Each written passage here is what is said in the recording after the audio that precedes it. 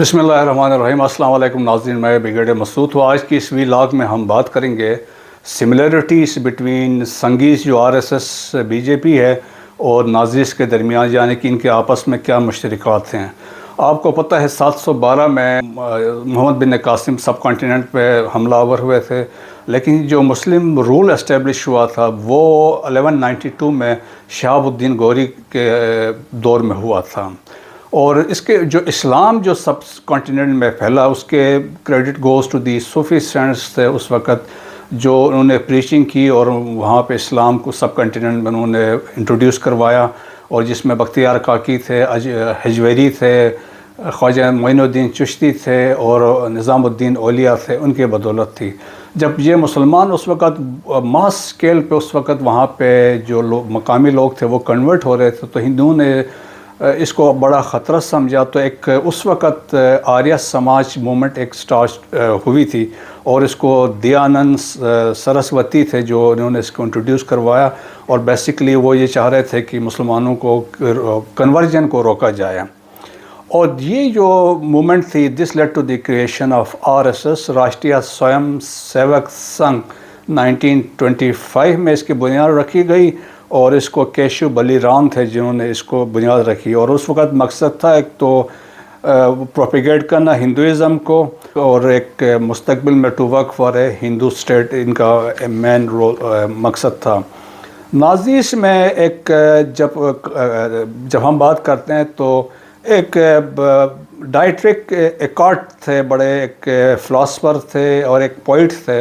उन्होंने एक पार्टी की बुनियाद रखी, उसको नाम था जर्मन्स वर्कर पार्टी, और उन्होंने हिटलर को उस वक़्त आइडेंटिफाई किया जब वो आर्मी में थे, एज ए कारपुलर थे, क्योंकि वो वॉज गुड पब्लिक स्पीकर, तो उन्होंने इस पार्टी का हेड बनाया।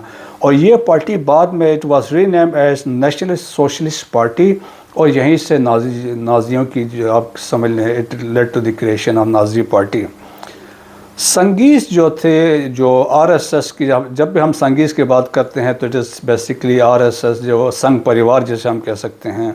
उसके जो इनिशियल लीडर्स थे, सवारकर थे, गवालकर थे, they praise the Nazis ideology. उनकी बड़ी ख्वाहिश थी कि this same to be implemented in subcontinent. Nazis जब राइज कर रहे थे तो उन्होंने स्वस्तिका को अपना एम्बलम चूज़ किया। इनका देखा देखी आरएसएस ने भी यही एम्बलम को चूज़ किया, और जन नाज़ीज़ के लिए this emblem was as sign of good luck. और इसी के अलावा एक जो नाज़ीज़ का स्लोगन था, वन लीडर वन कंट्री और वन फ्लैग, ये भी इन्होंने जो संगीज़ थे उन्होंने वहाँ से नाज़ीज़ से बारो किया। और नाज़ीज़ ने फिर वो एक टर्म कॉइन की, फ्यूरर, जो उनका अपना लीडर हिटलर को वो कहते थे, तो इसके रिप्लेसमेंट के तौर पे संगीज़ ने टर्म यूज़ किया नेताजी। और सुभाष चंद्र बोस जो थे उस वक़्त, उनके लिए ये नेताजी का उन्होंने ये टर्म यूज़ करना शुरू कर दिया था।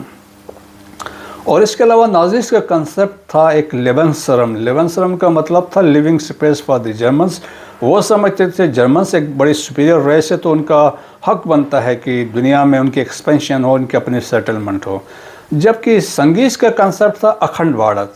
वो ये कहते थे all that south of Himalayas and north of Indian ocean is अखंड भारत।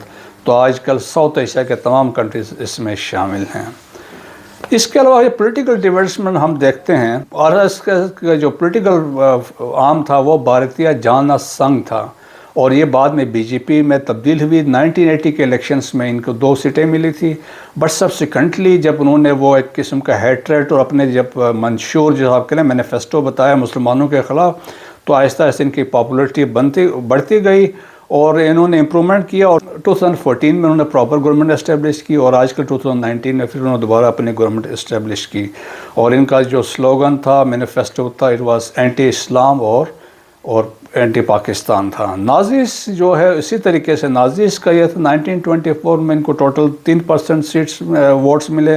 1928 में फर्दर डिक्रीज हुए थे, बट 1933 में उन्होंने 44% ऑफ टोटल वोट लिए। और इसके बाद जो थे हिटलर जो थे वो चांसलर बन गए और लेटर प्रेसिडेंट बन गए थे। नाज़ीज़ ने फिर एक और कंसेप्ट दिया, उन्होंने अपने एक पैरामिलिट्री फोर्स बनाई थी। शुरू में इसका नाम था स्पोर्ट्स सेक्शंस, اور سبسیکوینٹلی اس کو سٹورم سیکشن نام دیا، پھر اس کو پاپولرلی نون ایز ایس ہے، اور اس میں ایک وقت ایسا تھا 3 to 4 ملین کے قریب کے لوگ اس میں شامل تھے، پھر لا اینڈ آرڈر کے لیے اور باقی دوسرے کاموں کے لیے اس کو یوز کرتے تھے۔ ان کا دیکھیے سنگیز نے اپنا بھی ایک کنسپٹ پیراملٹری فورس انٹروڈیوس کی، ان کو وہ کہتے تھے براؤن شرٹس، کیونکہ وہ براؤن شرٹس پہنتے تھے، براؤن شارٹ پہنتے تھے اور بیمبو سٹک یہ کیری کرتے تھے۔ اور اس کے علاوہ نازیز کی جو کنسنٹریشن یا ان کا جو ہیٹریٹ تھا that was anti Jews, Holocaust میں ہوا اور ملینس آف جیوز انہوں نے اس طرح مارے تھے، اور وہ سمجھتے تھے کہ ان کے تمام مشکلات کے جو سبب ہیں وہ جیوز ہیں۔ اسی طرح سنگیز جو بی جے پی والے ہیں یا سنگھ پریوار والے، وہ سمجھتے ہیں کہ انڈیا میں سب کچھ جو وہاں پہ مسائل ہے وہ مسلمانوں کی وجہ سے ہیں اور کرسچن کی وجہ سے ہیں۔ سو دیٹس وائی ان کا بھی آپ نے دیکھا ہوگا کہ مسلمانوں کے ساتھ جو آج کل وہاں پہ اٹراسٹیز ہو رہی ہیں یا ڈفرینٹ کنسپٹ ہے، لو جہاد کا کنسپٹ ہے، گھر واپسی والا ہے، تو یہ ساری چیزیں وہاں پہ ہو رہی ہیں۔ مین کیمپ جو ہٹلر کی بک ہے بڑی مشہور ہے انڈیا میں، دا موسٹ ریڈ بک ہے، اور اس کو وہاں پہ تمام آلموسٹ مقامی لینگویجز میں اس کی ٹرانسلیشن کی گئی ہے، اور اس کو سب لوگ اس کو فالو کرتے ہیں۔ بال ٹھاکرے جو شیو سینا کے لیڈر تھے، he once said and I quote, if you take Mein Kampf and if you remove the word Jew and put the word Muslim that is what I believe. یہ اس طرح کے ان کے کنسپٹ تھے۔